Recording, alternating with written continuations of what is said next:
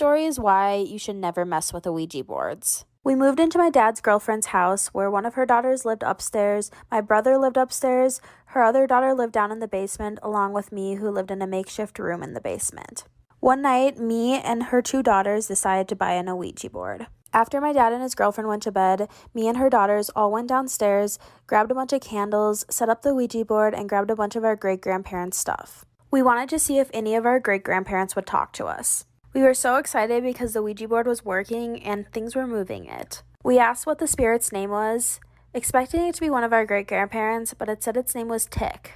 T-I-C. We asked it to repeat it again, and it spelled out T-I-C. We knew that it wasn't one of our great-grandparents. Stay tuned for This is part 2 of why you should never do an Ouija board. So after it said its name was Tick, we asked how old it was. The spirit responded with 9 years old.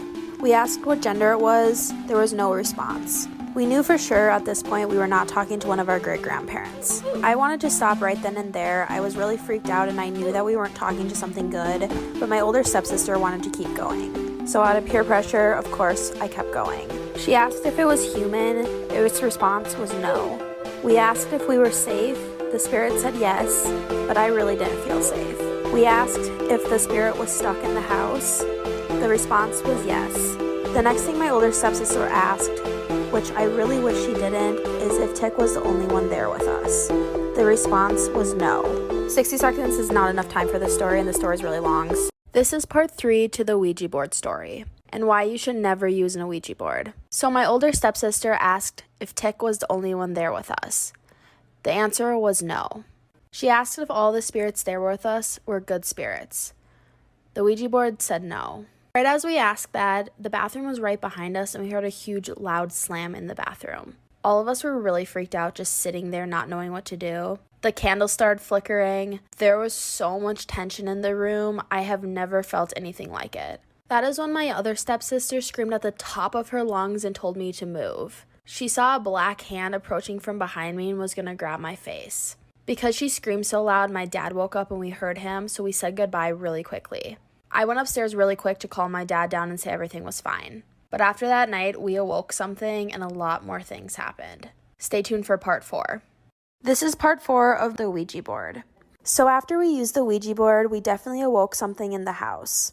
The energy downstairs was so intense that none of us could sleep down there. Because of this, me and my older stepsister slept upstairs for literally weeks. Remember the shadow of the hand that wrapped around my face in part 3? Well, that hand didn't disappear. My stepmom said she saw it multiple times when she would go downstairs and change the laundry. It got to the point where her and my dad didn't even want to go downstairs. The cat would chase things that weren't even there. Doors would slam. Floorboards would creak at night. My dad would constantly see my cat chasing a figure, and all you could see was the figure's spine. It would run on all 4s. The hauntings got so bad that my dad decided that we needed to move out. Ever since then, nobody has lived in that house for longer than 2 months.